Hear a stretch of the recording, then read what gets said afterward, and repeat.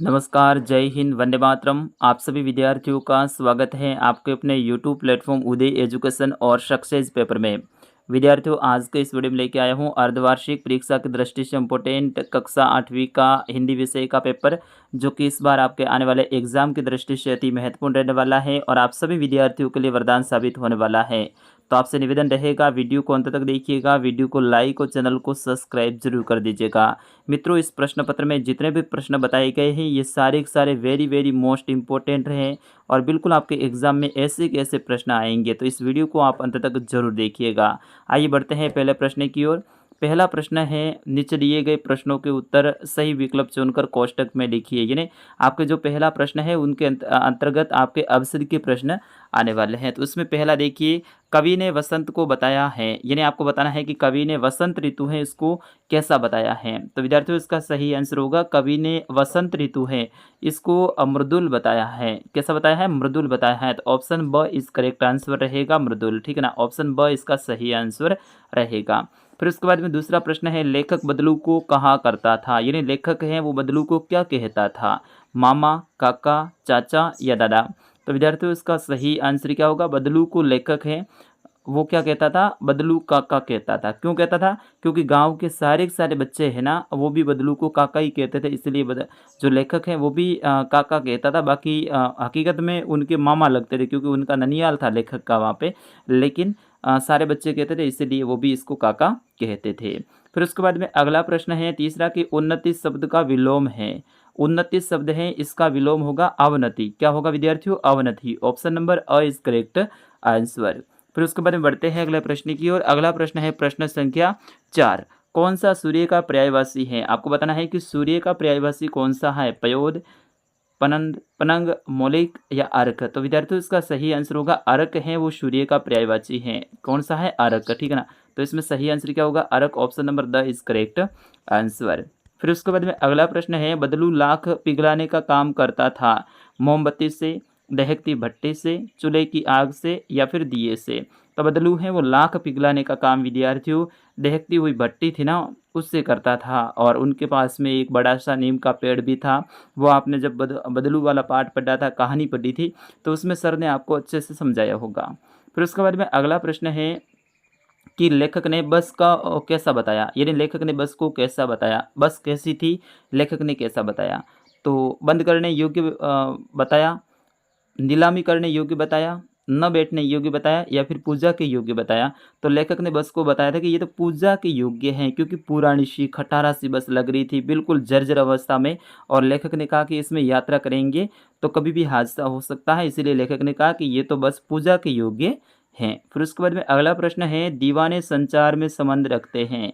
तो दीवाने संचार में सम्मान भाव का संबंध रखते हैं। कैसा रखते हैं? सम्मान भाव का। देखो विद्यार्थियों, मैंने यहाँ पर आंसर भी साथ में लिख रखे हैं, क्योंकि ये प्रश्न पत्र मैं आपको पढ़ने के लिए देने वाला हूँ। आप वीडियो को अंत तक देखेंगे तो बिल्कुल मैं आपको बताऊंगा कि इस प्रश्न पत्र को आप डाउनलोड कैसे कर सकते हैं। फिर उसके बाद में बढ़ते हैं अगले प्रश्न की ओर। अगला प्रश्न है, गांधी जी से प्राप्त पत्रों को लोग मानते हैं। तो आपको बताना है कि गांधी जी से प्राप्त पत्रों को लोग क्या मानते थे? प्रशस्ति पत्र के समान मानते थे। यानी जिस तरह से कोई बढ़िया काम करता है उसके बाद में उनको प्रशस्ति पत्र दिया जाता है, ठीक उसी प्रकार से इन पत्रों को भी लोग मानते थे। फिर उसके बाद में दूसरा प्रश्न है कि नीचे दी गई पंक्तियों की पूर्ति सही शब्द चुनकर कीजिए, यानी नीचे दी की जो लाइन है इनकी पूर्ति करनी है इन शब्दों को देखकर। तो यहाँ पे देखिए, पहला है दिल छोटा करना, मुहावरे का अर्थ है धैर्य खोना। तो इस तरह से इनके आंसर भी ऊपर दे रखे हैं। लाख की चूड़ियाँ पहने तो उनके मोच ना आए, तो इसमें मोच लिखना है। ठीक है ना, फिर उसके बाद में इसमें वृद्धा आएगा, इसमें दीवाने, इसमें डाकिए, हवाइयाँ और सोच, इस तरह से इसमें आपको भरना है। तो ये भी बहुत इंपॉर्टेंट है, रिक्त स्थान से संबंधित प्रश्न। फिर उसके बाद में बढ़ते हैं तीसरे प्रश्न की ओर। तीसरा प्रश्न है, नीचे दिए गए वाक्यों को पढ़कर सही के आगे सही व गलत के आगे गलत का निशान लगाइए। तो आपको सही और गलत की पहचान करनी है। तो इसमें पहला देखिए, समझदार आदमी इस शाम वाली बस में सफ़र नहीं करते, क्या ये सही है या फिर गलत है? तो बिल्कुल लेखक ने भी ऐसा ही कहा था कि समझदार आदमी है इस शाम वाली बस में सफ़र नहीं करते हैं, क्योंकि बस इतनी ख़राब स्थिति में थी, कभी भी कहीं पे भी बंद हो सकती थी, कहीं पे इनकी लाइटें बंद हो सकती थी या फिर कहीं पर भी इनका एक्सीडेंट हो सकता था। ऐसे में शाम के समय यहाँ पर सफ़र नहीं करना चाहिए, ये सही था, क्योंकि उस पाठ में ऐसे ही बस को बताया गया था। फिर उसके बाद में अगला है, वस्तु के बदले पैसे देना वस्तु विनिमय कहलाता है। बिल्कुल गलत है विद्यार्थियों। वस्तु के बदले पैसे देना ये तो मुद्रा विनिमय, कैसा है? मुद्रा विनिमय। जबकि वस्तु के बदले वस्तु देते हैं ना, तो वो वस्तु विनिमय होता है। तो इसलिए इसके आगे आपको गलत लगा देना है। फिर उसके बाद में अगला है, अभी दवा है, यहाँ पे दवा नहीं है, दबा है, ठीक है ना। अभी दबा है चिड़िया के पैर में तिनका, ये भी गलत है, क्योंकि चिड़िया की सोच में तिनका था, अपन ने पाठ में पढ़ा है, तो इसलिए ये भी गलत हो जाएगा। फिर उसके बाद में अगला है, हरिश्चंद्र तारामती पहली बोलती फिल्म थी। बिल्कुल सही है, हरिश्चंद्र तारामती पहली बोलती फिल्म थी। फिर उसके बाद में अगला है, फटी सी धोती और जर्जर दुपट्टा सुदामा पहने हुए थे, ये भी सही है। और फिर उसके बाद में सटा है कि साइकिल आंदोलन ने पुरुषों को प्रोत्साहन किया, गलत, क्योंकि साइकिल आंदोलन है इसने महिलाओं को प्रोत्साहन किया था, यानी महिलाओं को आगे बढ़ने के लिए प्रोत्साहन किया था, तो इसमें ये गलत हो जाएगा। फिर उसके बाद में अगला प्रश्न है, प्रश्न संख्या 4, नीचे दिए गए शब्दों के दो दो पर्यायवाची शब्द लिखने हैं, ठीक है ना। नभ, नभ का आकाश, अंबर आप लिख सकते हैं, बादल का घन, मेघ लिख सकते हैं, दिन का रवि, दिनकर, ठीक है ना, सूर्य, दिवस, सॉरी, हाँ, दिवस लिख सकते हैं। फिर उसके बाद में पवन का, वायु, अनल लिख सकते हैं आप, ठीक है ना, हवा लिख सकते हैं। फिर उसके बाद में 5वां प्रश्न है, नीचे दिए गए वाक्यांश को मिलान कीजिए। इनमें आपको मिलान करना है, जैसे कि मक्खन लगाना, ठीक है ना, तो इसका मतलब है चापलूसी करना। दिल छोटा करना, दिल छोटा करने का मतलब क्या होता है? फिर उसके बाद में तुलसीदास अवधी भाषा के लेखक थे, तो अवधी भाषा लिख देना है। सीता ने खाना खाया, तो खाया से कर देना है, ठीक है ना। तो इस तरह से इसमें आपको मिलान करना है। फिर उसके बाद में 6वां प्रश्न है, नीचे दिए गए वाक्यों का समानार्थी शब्द लिखिए। जिस पर किसी का अंकुश ना हो तो वो क्या है? निरंकुश, ठीक है। फिर जिसके टुकड़े ना हो सके वो आपको लिखना है। जिसका कोई आकार ना हो, निराकार, ठीक है ना। जिनकी गिनती न हो सके तो अनगिनत। इस तरह से आपको इनके समानार्थी शब्द लिखने हैं।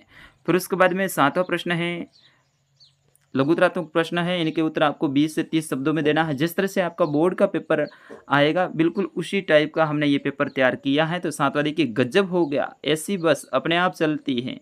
लेखक को यह सुनकर हैरानी क्यों हुई? क्योंकि बस की हालत बहुत गंभीर थी, खराब थी, वो चलने के लायक नहीं थी, उनके सारे पुर्जे हिल रहे थे, खटाखट पूरी आवाज़ आ रही थी।